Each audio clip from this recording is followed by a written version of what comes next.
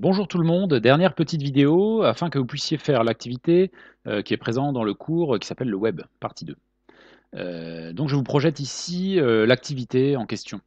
Pour faire cette activité, vous allez avoir besoin de deux éléments dont je ne vous ai pas encore parlé, qui sont les modules, ou les bibliothèques Python, et ce qu'on appelle les fonctions. Donc déjà, je vais vous parler de ce que sont les modules. Première chose, imaginons qu'avec Python, je vais faire une opération mathématique qui s'appelle le cosinus. Normalement, vous en avez déjà entendu parler. Peut-être que vous ne l'avez pas beaucoup utilisé, mais vous en avez déjà entendu parler. Il se trouve que cette opération mathématique, quand je l'applique à pi et que je mesure des degrés, hein, vous savez, un angle, quand je mesure un angle, que je mesure un angle en degrés, enfin vous mesurez les angles en degrés, moi je vais les mesurer en radians. En mathématiques, on utilise beaucoup une unité de mesure des angles qui s'appelle les radians. Je ne sais pas si vous les utilisez, vous, en mathématiques. Lorsque je vais faire cosinus de pi, ça va me donner un résultat qui va être moins 1. Donc là, moi, par exemple, dans mon programme, j'ai besoin de faire cosinus de pi. Donc je vais taper cos de pi, j'enregistre, je fais tourner mon programme, et mince, il me dit erreur, name cos is not defined. Bon, peut-être que c'est cosinus. Alors allons-y, essayons.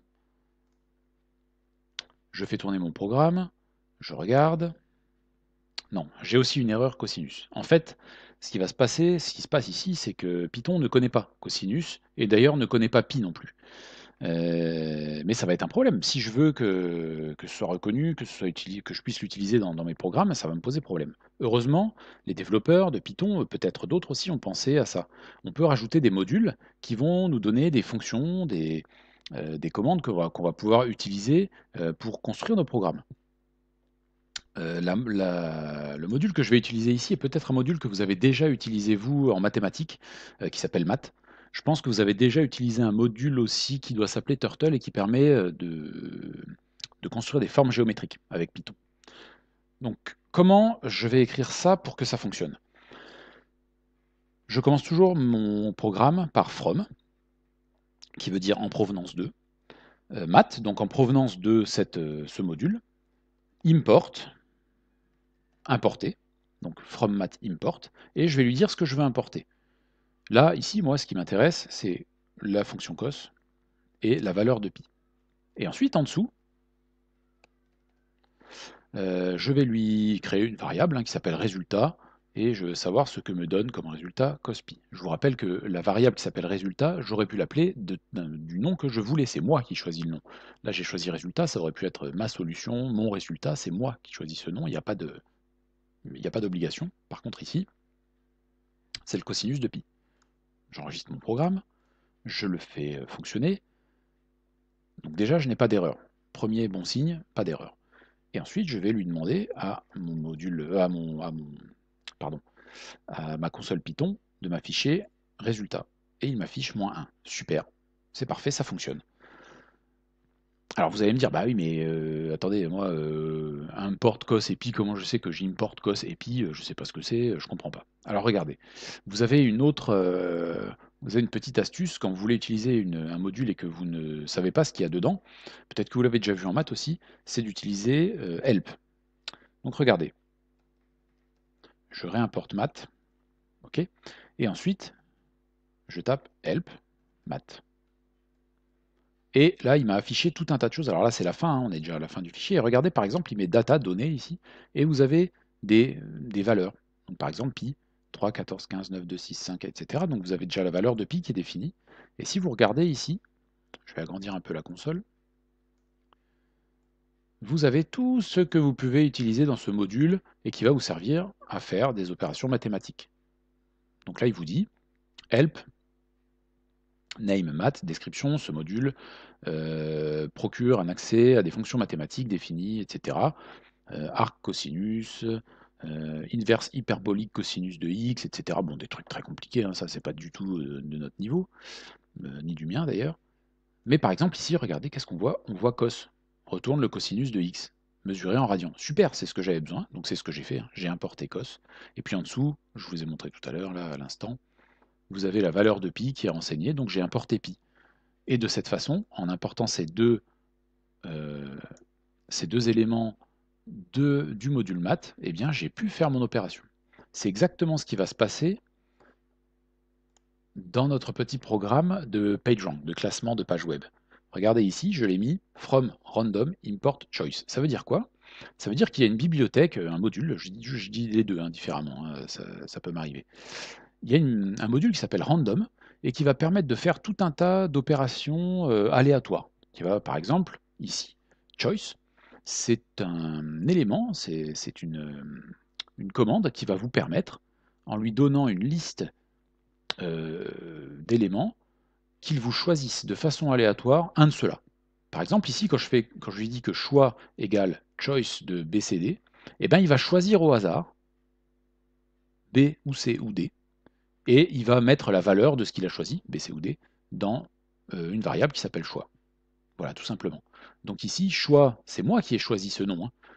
C'est une variable que je crée, j'aurais pu l'appeler mon choix par exemple, mon choix égal. Par contre, choice, ça, c'est obligatoirement écrit comme ça, puisque c'est quelque chose, un élément qui était dans la bibliothèque random, et c'est un élément qui a été créé pour faire un choix aléatoire entre des valeurs que vous lui proposez. Voilà, j'espère que j'ai été clair là-dessus. Donc voilà, première chose importante, si vous ne faites pas ça, si vous ne faites pas cette ligne from random import choice avant de mettre votre fonction hasard ici que je vous ai mis, évidemment ça ne va pas fonctionner puisque vous utilisez ici une fonction choice qui n'existe pas. Deuxième chose, donc deuxième partie de la vidéo. Ici je vous ai mis un bout de code, d'accord, qui commence par def. Donc ne vous embêtez pas, lorsque vous ferez votre exercice, vous sélectionnez tout ça, d'accord, même avec le commentaire, et le return, copier-coller. D'ailleurs, vous allez même sélectionner tout ça, hein. Ok, comme ça, on est sûr que ça fonctionne. Voilà. Ne vous embêtez pas, je vais juste vous expliquer rapidement. En fait, def hasard, ça veut dire quoi? Ça veut dire que je crée une fonction que j'appelle hasard et que je vais appliquer à un élément, à une variable qui s'appelle page-prec, page précédente. Donc je vais appliquer ça à page précédente. Qu'est-ce qui me fait? Si je dis que page précédente, ça vaut A, il va choisir entre B, C ou D. Bah oui, regardez. Si la page où je suis est A, où est-ce que je peux me rendre à partir de A? Bah, je peux me rendre sur B, je peux me rendre sur C, ou je peux me rendre sur D. Je vous rappelle que A, B, C, D sont des sites web, hein. Donc quand je suis sur le site A, ce qui est ma page précédente, j'aurais pu mettre site prec, hein. C'est pas un problème, hein. Ça après c'est vous qui choisissez. Mais alors attention, si vous mettez site prec ici, il faut mettre ici aussi site prec, etc. À chaque fois, il faut bien reprendre la même valeur partout, sinon évidemment votre programme ne va pas comprendre ce que vous voulez faire. Donc regardez, je vous explique un peu la fonction que que j'ai créée ici. Donc if si ma première page, la page précédente, est A, je peux aller soit sur B, soit sur C, soit sur D, et donc je vais demander à ma fonction choice aléatoire, de choix aléatoire, de choisir une de ces valeurs. Si la page précédente c'était B, bah là, le seul choix, hein, B, il peut aller que vers A. Donc bah, de toute façon, le choix, ce sera A. Quoi qu'il arrive, je n'ai pas besoin de lui demander aléatoirement de me choisir entre des valeurs. Autrement, si la page précédente, c'est C, donc je suis sur cette page. De cette page, je peux aller sur A, je peux aller sur D. Donc je lui dis qu'il me fasse un choix aléatoire entre A et D. D'accord? Voilà, voilà. Et ensuite, qu'est-ce que j'ai elif, page précédente D, ça veut dire quoi? Ça veut dire que si la page précédente, la page sur laquelle je suis, est D, de D, vous n'avez qu'une seule solution, c'est d'aller vers B. Donc là, je n'utilise pas la fonction choice, j'utilise que ma variable et je lui dis, bah, ma variable, tu l'appelles B. Voilà ce que fait cette fonction hasard, c'est-à-dire qu'elle fait quoi? En fonction de la page sur laquelle vous étiez auparavant, il va faire un choix entre les possibilités que vous avez de vous déplacer, et il va faire un choix aléatoire entre l'une de celles-ci. Voilà, c'est tout ce que fait cette fonction. Et ensuite, qu'est-ce qu'il nous fait? Alors, enfin, tout ce que fait le début de cette fonction. Regardez, je vous rappelle, hein, listVisit.append x. Je vous rappelle que .append, c'est une méthode qui vous permet de rajouter un élément à une liste. Et comme vous allez devoir, avant de définir hasard, me créer une variable liste qui est vide, et bien qu'est-ce qu'il va faire? Eh bien, il va rajouter à cette liste ce que vous voudrez qu'il rajoute. Je ne vais pas vous donner la réponse maintenant, puisque en fait le but c'est que vous le fassiez tout seul. C'est qu'est-ce qu'il va me mettre ici? Qu'est-ce qu'il va me rajouter à la fin de ma liste? Qu'est-ce qu'il va me mettre dans la liste? Hein, dans ma liste de visites? Que va-t-il me mettre? Là, je vous demande de réfléchir un petit peu. C'est une variable. Voilà, je vous aide un peu quand même. Et donc à la fin, je lui mets return. Return, ça veut dire quoi? Ça veut dire qu'il va me retourner, il va me rendre une valeur. Et cette valeur, ce sera la valeur de cette variable choix. C'est-à-dire que cette fonction me retourne une valeur qui est qu'est-ce qu'il a choisi. Par exemple, si j'applique cette fonction alors que j'étais sur le site B, j'applique la fonction hasard, qu'est-ce qui va se passer? Bah, de B, je peux aller que vers A. Bon, bah en fait, je vais aller vers A. Et il va me mettre dans ma liste A. Ensuite, imaginons que j'étais sur A. Je réapplique cette fonction. Je suis sur A, ça veut dire que je peux aller soit sur B, soit sur D, soit sur C. Et qu'est-ce qui va se passer? Donc si je suis sur A, if pageprec égale A, ma variable choix, je vais la remplir avec la valeur de B ou C ou D choisie aléatoirement par la fonction choice.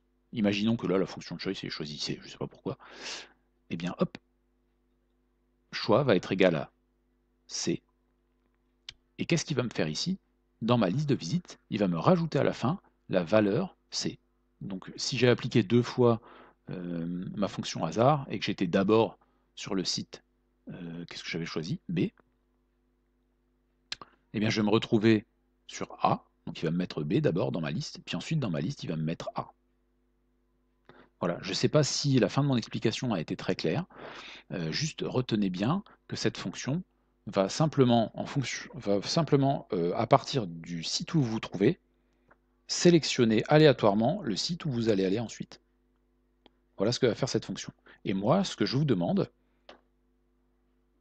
ici, en utilisant la fonction Python hasard ci-dessous, qui simule un déplacement d'un internaute dans une portion de web, je vous demande de créer un programme qui effectue 10 déplacements sur la toile, en utilisant une boucle while, et qui affiche le nombre de fois que chaque page a été visitée, en utilisant print. C'est-à-dire, je veux que vous m'affichiez le site A a été visité, je ne sais pas combien de fois, le site B a été visité, je ne sais pas combien de fois, etc., au bout de 10 fois. Voilà ce que je vous demande.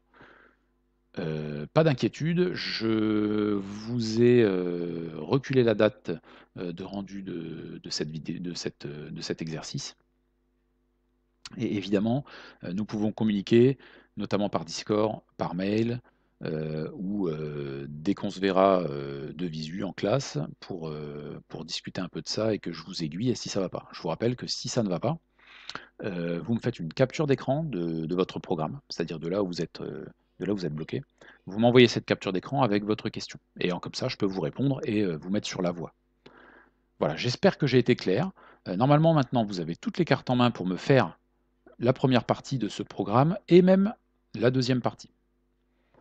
Et puis, si vraiment, pour aller plus loin, pour ceux qui veulent voir un petit peu ce qu'on peut faire avec des choses plus complexes, je veux que vous me fassiez la même chose, mais avec ces configurations-là. C'est-à-dire que là, cette fois-ci, vous devez me changer ici comment va réagir la fonction hasard. Voilà, maintenant, c'est à vous de jouer.